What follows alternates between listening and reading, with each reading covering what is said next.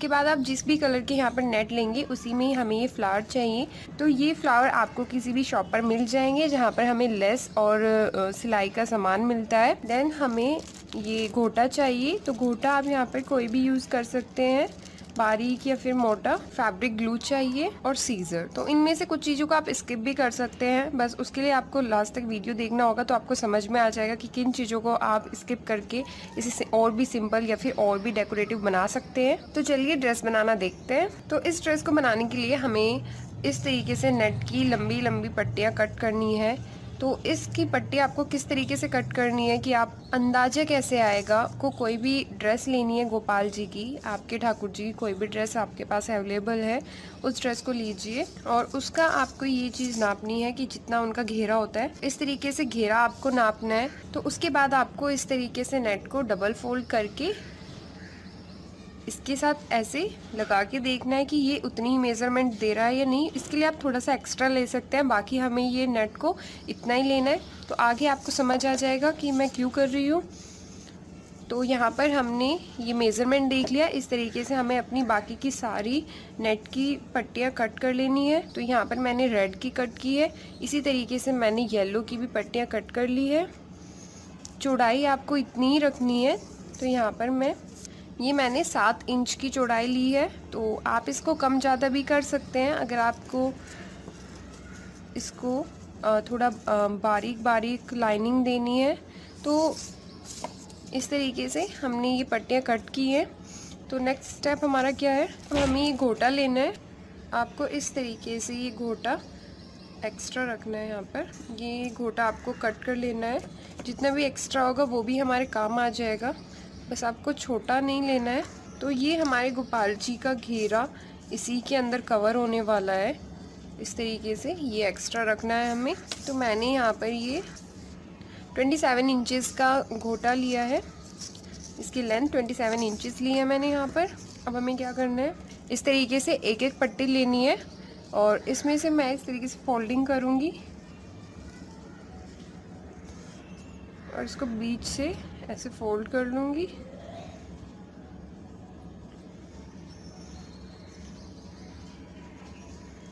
और इस तरीके से मैं यहाँ पर एक ये लूप तैयार कर लूँगी।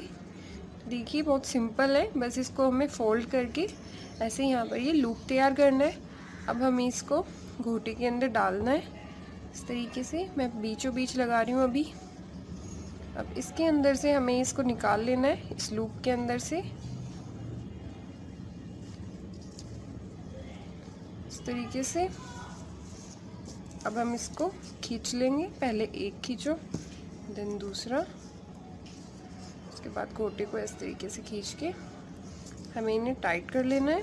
इसमें फिट हो गया। अब ऐसे ही हमें बाकी के भी लगाने हैं। तो देखिए मैंने अपनी गोपाल जी की ड्रेस के हिसाब से ही पट्टियाँ कट की थी, आपको अपनी गोपाल जी के डायमीटर के हिसाब से कट करनी है। और अगर ये छोटी बड़ी भी हो जाती है तो कोई प्रॉब्लम नहीं है, क्योंकि हम इन्हें बाद में इक्वल कर ही लेंगे। इस तरीके से फिर से वही स्टेप हमें करना है कि हम इन्हें टाइट करेंगे। 2 मैंने इसमें ये रेड वाली लगा दी है, उसके बाद मैं अब इसमें येलो वाली पट्टी भी अटैच करूँगी।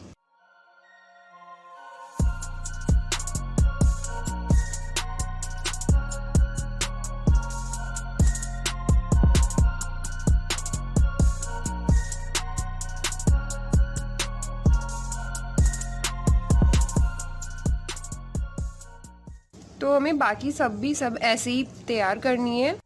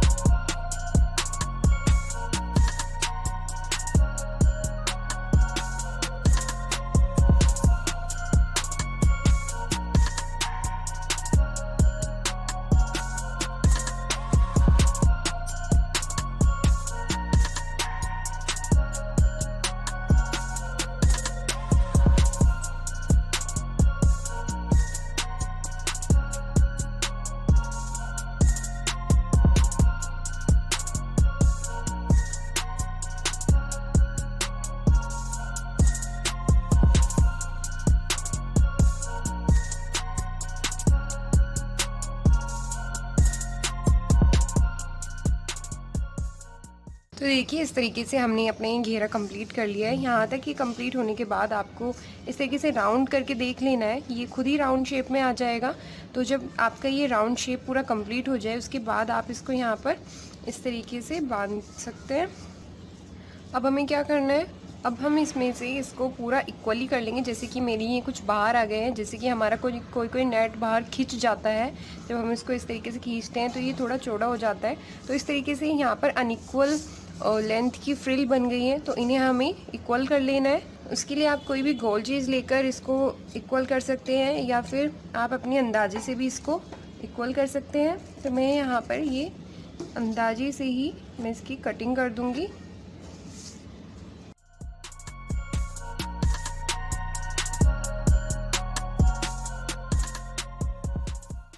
तो इस तरीके से पूरा घेरा तैयार करने के बाद अब मैं इसको डेकोरेट करूँगी। तो मैं यहाँ पर ये फ्लावर इस पर लगाऊँगी।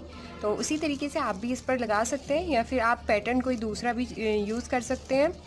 तो चलिए फ्लावर इस पर अटैच करते हैं।